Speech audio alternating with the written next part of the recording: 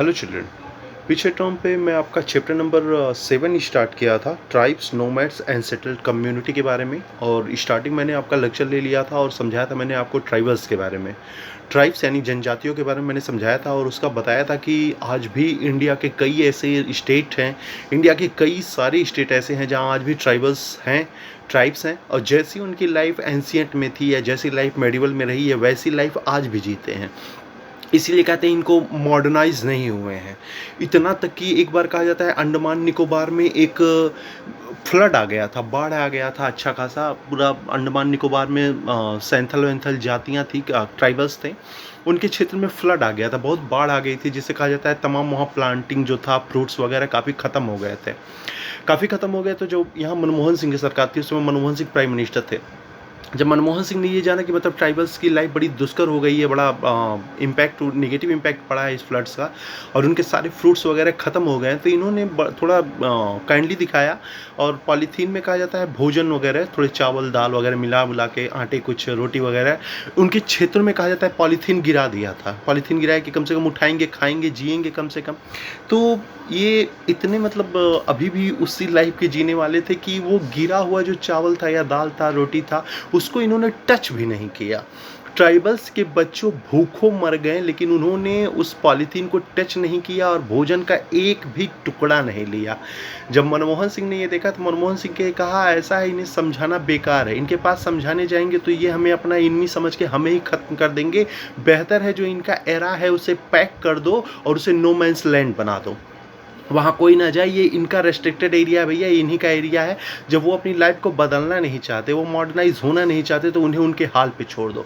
अब सोचो ट्राइबल्स अपनी लाइफ वैसे ही जीते हैं। सोचो ये जो गिरा गया चावल वो सब, पता नहीं ये क्या सोचे कि पता नहीं हमारे लिए है कि कहीं इसमें पॉइजन वगैरह ना, उसको टच ही नहीं किया। यानी वो खुद को हम लोग से अलग ही मानते हैं, अलग प्रकार की लाइफ, अलग प्रकार का रहना, सब कुछ उनका अलग है। तो मनमोहन सिंह ने उन्हें उनके हाल पे छोड़ दिया। उन्होंने कहा ऐसा है, ट्राइब्स जहाँ जहाँ बसे हुए हैं वो जो भी अपना लेके चले आ रहे हैं एंशियंट से, उसे वैसे ही बरकरार रहने दिया जाए, उसमें किसी प्रकार का कोई हस्तक्षेप ना किया जाए। क्लियर? तो ट्राइबल्स के बारे में आपने पढ़ा था पिछले टर्म पे, जहाँ मैंने आपको काफ़ी ट्राइबल्स के बारे में डिस्कस किया। चाहे वो झारखंड में चेराज हो, मैंने बताया था कितने पावरफुल बीओ थे, चाहे खोखर हो पंजाब के या कक्खर हो, बड़े बड़े नामों को भी मैंने बताया था ट्राइबल्स के लाइफ के। ट्राइबल्स की लाइफ आगे जरूर इंटरप्ट होगी और वो इंटरप्ट करेगा ब्रिटिश गवर्नमेंट, क्योंकि ब्रिटिशर्स को चाहिए लैंड, क्योंकि उन्हें रेवेन्यू के लिए अच्छा खासा चाहिए लैंड। और लैंड तब आएगा जब आपके पास फॉरेस्ट ना हो। फॉरेस्ट को काट कर वही लैंड यूज़ करेगा, उसमें कैश क्रॉप्स लगाएगा। वर्ड आ गया कैश क्रॉप्स क्या होता है, तो बता ऐसा क्रॉप्स जिसको बेचकर ब्रिटिशर्स अच्छा खासा पैसा कमा सके। जैसे आपका सबसे इंपॉर्टेंट हो गया साल का, बहुत इंपॉर्टेंट ट्री है साल, हो गया देवदार, हो गया, ये सब ट्रीज अच्छे खासे कैश क्रॉप्स थे, बिकते थे यूरोप में, यूरोपियन मार्केट में बहुत डिमांड थी इन सब की। तो वहाँ इन्हें बेचकर ब्रिटिशर्स अच्छा खासा पैसा कमा लेते थे। तो इन्हें तो चाहिए भाई ये लैंड, कि जिस लैंड पे ये अच्छा खासा कैश प्लांट लगा सके, जिनसे अच्छा खासा इन्हें कैश लैंड रेवेन्यू मिल सके, तो ये क्या करने लगे, फॉरेस्ट को कट करने लगे। और आप फॉरेस्ट को कट कर देंगे तो भैया फॉरेस्ट ही तो ट्राइबल्स का घर है, फॉरेस्ट पे ही वो डिपेंड है, हंटिंग गैदरिंग उनका काम है, फॉरेस्ट पे ही पूरी डिपेंड वहाँ बना के रहते हैं। आप जब फॉरेस्ट को ख़त्म करने लगेंगे तब तो ट्राइबल्स लाइफ को आपने बहुत बड़े इफेक्ट में डाल दिया, बहुत हार्म पहुँचाया ट्राइबल्स लाइफ को। यही होगा कभी आगे तो तमाम ट्राइबल्स रेवोल्यूशन होंगे, जैसे संथालों ने रेवोल्यूशन किया है, आपके गोंडों ने रेवोल्यूशन किया है, गोंड ट्राइबल्स ने रेवोल्यूशन किया, चेराज ने रेवोल्यूशन आगे वाली पीढ़ियों ने किया है, किया ऐसे बपाई का रेवोल्यूशन हुआ है, सन्यासी बहुत सारे रेवोल्यूशन हुए हैं इन ट्राइबल्स के द्वारा। क्योंकि आपने उन जंगलों को नहीं छीना बल्कि उनके घर को छीनना, उनके फूड को, उनके भोजन को छीना है, जिन्हें ये ट्राइबल्स एक्सेप्ट नहीं कर पाए, उन्होंने आगे रेवोल्यूशन किया है। नेक्स्ट जो क्लास होगा आपका क्लास 8 में, उसमें भी ट्राइबल्स लाइफ के बारे में डिस्कस किया गया है। तो उसमें आपके रेवोल्यूशन वगैरह को बताया गया है, क्योंकि ये जो ट्राइबल्स का रेवोल्यूशन है ना, ये मॉडर्न हिस्ट्री है, मेडिवल में इसका पार्ट नहीं है, मेडिवल में बहुत कम जानकारी है। तो ये सब मॉडर्न हिस्ट्री में है, तो वो क्लास 8 में आप पढ़ेंगे। आप 8 में घबराऊंगा तो इस रेवोल्यूशन के बारे में बताऊंगा, बहुत सारे रेवोल्यूशन पढ़ाऊंगा आपको क्लास 8 में। क्लियर? तो ये ट्राइबल्स लाइफ है जिनको इफ़ेक्ट तभी पड़ा जब यहाँ ब्रिटिश गवर्नमेंट आया। उसके पहले इनकी लाइफ में किसी प्रकार का कोई इंटरफेयर नहीं था। ये लाइफ बड़े अच्छे से गुजारते थे। फार्मर से फ्रेंडशिप थी, फार्मर से फ्रेंडशिप से इन्हें भी एडवांटेज था, फार्मर्स को भी एडवांटेज था। बड़े अच्छे से इनकी लाइफ गुजर रही थी।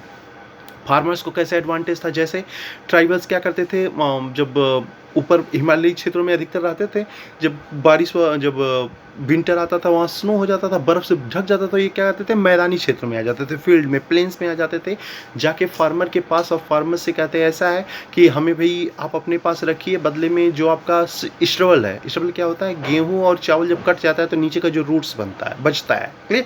ये कहते थे ऐसा है वो मुझे दे दीजिएगा, मेरे एनिमल्स के काम आएगा, क्लियर? मुझे काम आएगा, वो मुझे दे दीजिएगा, और बदले में मैं आपकी हेल्प करवा दे रहा हूँ फसल को काटने में, कटिंग वगैरह में और सब कुछ करने में। फार्मर भी खुश क्योंकि उनको एक हेल्पर मिल गया, बदले में वो स्टबल उनको दे दिया जाता था। तो इस प्रकार फार्मर से भी ये बड़ी अच्छी फ्रेंडशिप करके बड़े अच्छे से इनकी लाइफ गुजर रही थी, लेकिन तब तक जब तक यहाँ ब्रिटिश गवर्नमेंट अपना राज कायम नहीं करेगा। क्लियर? तो ये बात की गई थी आपके ट्राइबल्स के बारे में। आज आपका सेकंड टॉपिक स्टार्ट करते हैं, और वो स्टार्ट करते हैं नोमैड्स के बारे में। जैसा आप जानते हैं, नोमैड्स घुमंतु किस्म के इंसान यानी खानाबदोश जिसे आप कहते हैं। घुमंतु यानी ये जो एक स्थान पे इस्टेब्लिश ना हो, बल्कि हमेशा इधर से उधर घूमते रहें, चाहे वो हंटिंग पर्पस से घूमें या प्लांटेशन पर्पस से घूमें या ट्रेड के पर्पस से घूमें। ये कभी एक जगह पर टिके नहीं और हमेशा अपनी लाइफ को चेंज करते रहें। जिस एरिया में इनको फ़ायदा होता उस एरिया में जाते, वहाँ तब तक रहते जब तक उस एरिया का पूरा एडवांटेज ना इन्हें मिल जाए।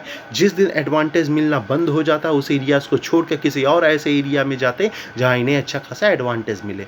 इसीलिए ये ट्रांसफरिंग फील्ड पे विश्वास करते हैं, ट्रांसफरिंग एग्रीकल्चर पे विश्वास करते थे। अब ट्रांसफरिंग एग्रीकल्चर आप पढ़े भी हैं क्या होता है, जिसे आप स्थानांतरित कैसे बोलते हैं, मतलब एक जगह पे रह के एग्रीकल्चर नहीं करते थे। यहाँ रहा, आज अच्छा खासा यहाँ अनाज का प्रोडक्शन किया, चाहे वो व्हीट हो, चाहे राइस हो, बाजरा हो, या जौ हो, जो भी हो, आपने यहाँ उसका प्रोडक्शन किया, अच्छे से खाए पिए, 1-2 साल रहे, पता चला अब लगातार आप फसल प्रोड्यूस कर रहे हैं किसी लैंड पे, तो निश्चित तौर पर उसकी फर्टिलिटी तो कम होगी ही होगी, क्योंकि आप तो वहाँ खाद वगैरह डाल नहीं रहे हैं, तो फर्टिलिटी कम हो जाती है। जब फर्टिलिटी कम हो जाती है तो आप क्या करते हैं, किसी और लैंड पे जाते हैं, भैया कि मुझे और कोई फर्टाइल लैंड मिले। फर्टाइल लैंड स्पेशली वही होता था जहाँ फॉरेस्ट होते थे। आप वहाँ चले जाते थे और वहाँ खेती वोती करते, वहाँ अच्छा खासा आप अनाज प्रोडक्शन करते, खाते वाते, फिर वहाँ भी फर्टिलिटी कम होगी ना, फिर आप एरिया चेंज होते हैं। इसी को कहते हैं ट्रांसफरिंग प्लांटेशन या ट्रांसफरिंग फील्ड, इसी को बोलते हैं। क्लियर?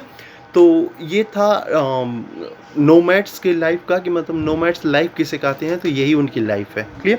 आगे कुछ बात करते हैं नोमैड्स के बारे में, और इस नोमैड्स में अगर मैं एग्जांपल लूँ तो सबसे इम्पॉर्टेंट आपके बंजारे हैं, बहुत इम्पॉर्टेंट है। अगर नोमैड्स का कोई सबसे बड़ा एग्जांपल लिया जाए तो ये बंजारों का ही एग्जांपल लिया जाता है। तो बंजारों का आप सुनते हुए कारवां चलता है, जो कारवां बंजारों का पहले चलता था उसे टांडा बोलते थे। क्या बोलते थे? टांडा वर्ड आता है, टांडा।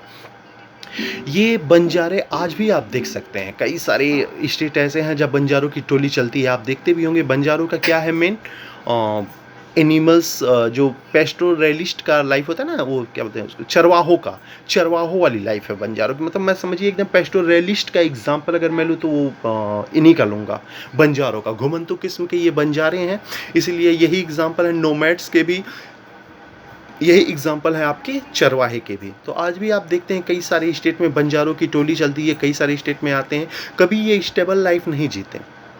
आए यहाँ अपने एनिमल्स के लिए अच्छा सा खासा इनको ग्रास ग्रेजरिंग मिला, यहाँ करवाया, उसके बाद एरिया छोड़ के कहीं और जाके बसते हैं, हमेशा कहीं इधर से उधर बसते रहते हैं।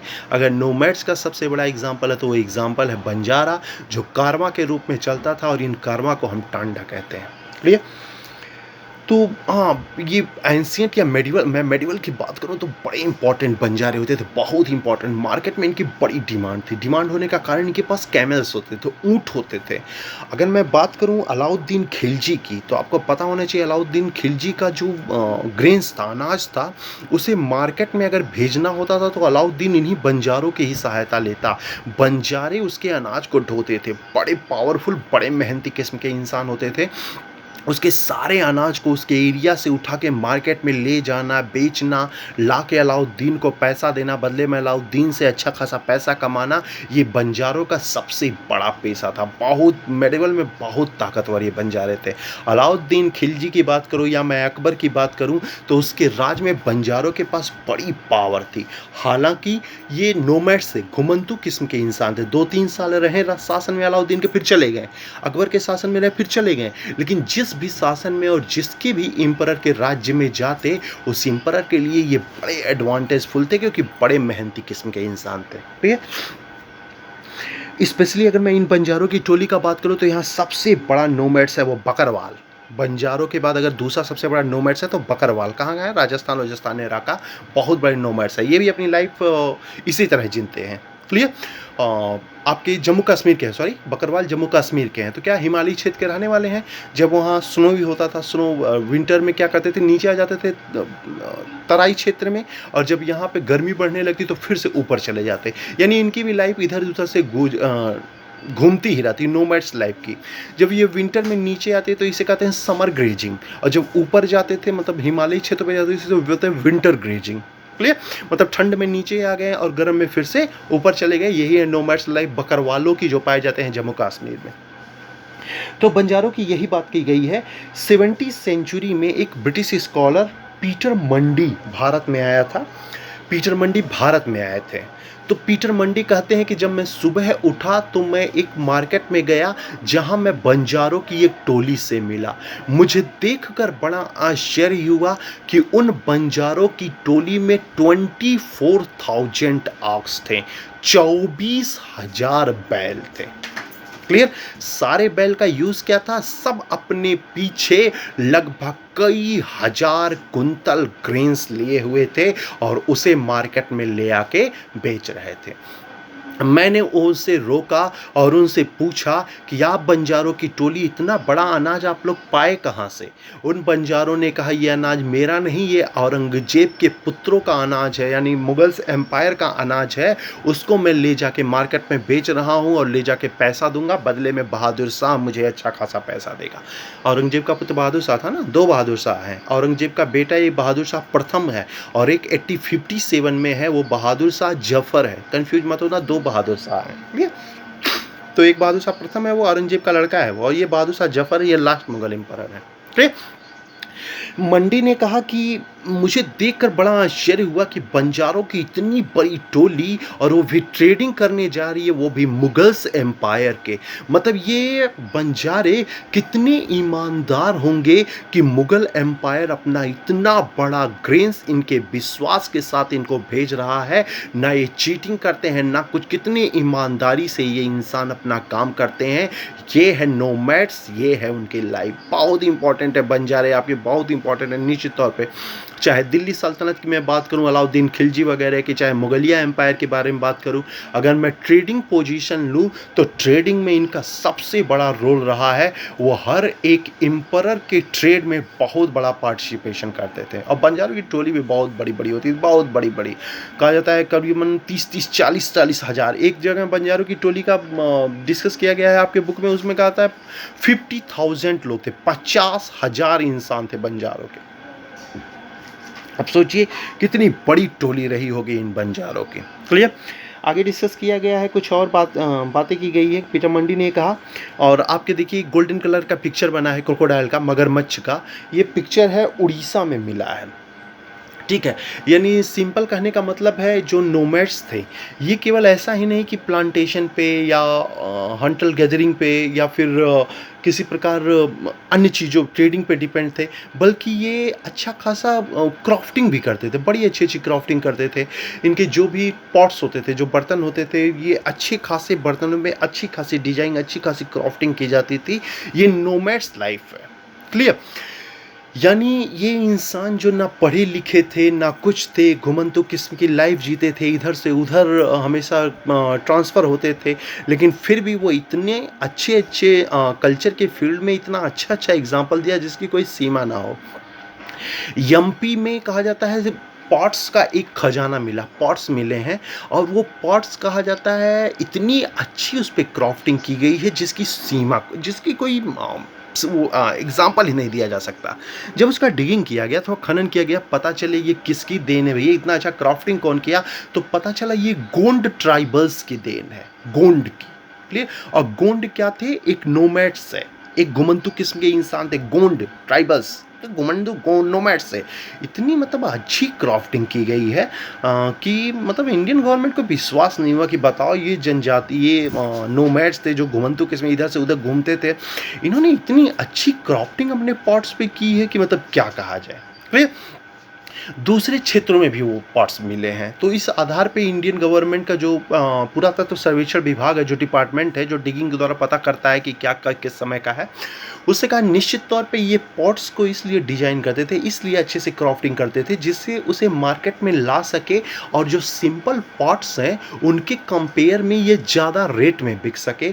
जितना ज़्यादा रेट में बिकेगा उतना ही ज़्यादा फायदा होगा उन नोमैड्स को। इसीलिए अपने बर्तन को इतना डिज़ाइनदार बनाते थे कि अच्छा खासा मार्केट में उनकी डिमांड हो, और मार्केट में डिमांड होगा तो वो अच्छा खासा पैसा कमा सकते हैं। अब सोचिए ट्रेडिंग का भी इन इंसानों को कितना नॉलेज रहा होगा कि उनके दिमाग में ये बातें आ गई कि किस पार्ट्स को हम लाया जाए, कुछ अलग प्रकार के पार्ट्स लाया जाए, ना कि वही जो हमेशा चलते आ रहे हैं। क्लियर। तो ये है नोमैड्स लाइफ, जो आपका हेडिंग था। तो आपके दो टॉपिक्स मैंने कवर कर लिया। फर्स्ट वन मैंने ट्राइब्स पीछे वीडियो में डिस्कस किया, आज मैंने आपका डिस्कस किया नोमैड्स के बारे में, जहां मैंने बात की सबसे इंपॉर्टेंट आपकी बंजारों के बारे में। बंजारों के बारे में जानना बहुत ज़रूरी, एक दो क्वेश्चन बंजारों के कारवां से यानी टांडा से ज़रूर आते हैं। बात किया मैंने बकरवाल जाति का। बकरवाल क्या, वो हिमालयी क्षेत्र में रहने वाले विंटर गेजरिंग और समर गेजरिंग का मैंने डिफिनेशन बताया क्या होता है, उसे आप समझ गए। तो आज आपका ये टॉपिक खत्म हुआ नोमैड्स का। नेक्स्ट टाइम पे हम लोग डिस्कस करेंगे चेंजिंग सोसाइटी। क्लियर। किस प्रकार समाज बदल रहा है, एंशियंट में कैसी सोसाइटी थी, ब्राह्मण क्षत्रिय वैश्य और शूद्र में बटा हुआ सोसाइटी आजकल कितने सोसाइटियों में बदल गया, ब्राह्मणों ने किस प्रकार उन्हें चेंज किया, ब्राह्मणों ने कौन सा न्यू रिलीजन ऐड किया, सब ब्राह्मणों की ही देन है कि हमेशा सोसाइटी बदलती रही है। सोसाइटी में नए धर्मों का प्रवेश किया, किन को उन्होंने एक्सेप्ट किया, किन को रिजेक्ट किया, ये सब डिस्कस करेंगे हम लोग नेक्स्ट वीडियो में, नेक्स्ट टॉपिक में। और वो टॉपिक है changing society dash new caste. नई जातियों के बारे में डिस्कस करेंगे, बहुत सारी नई जातियाँ भी आई हैं। यानी हम जो भी टॉपिक लेते हैं या जो भी उठाते हैं सिलेबस, वो आपका कहीं ना कहीं वो ट्राइब्स और नोमैड्स से ही रिलेटिव होगा, इन्हीं से संबंधित ही टॉपिक हम लोग आएंगे, क्योंकि पूरे चैप्टर में केवल इन्हीं दोनों को ही बातें की गई हैं। आगे आपका एक टॉपिक और बचता है सेटल कम्युनिटी, वो भी डिस्कस करूंगा मैं आगे वीडियो में। तब तक मैं आपको बंजारों के बारे में बता चुका, यानी नोमैड्स के बारे में बता चुका, उससे रिलेटेड मैं क्वेश्चन भेज रहा हूँ आपके पास, उसे सॉल्व करिए। नेक्स्ट वीडियो में मिलते हैं आपके नेक्स्ट टॉपिक के साथ। Okay, thank you.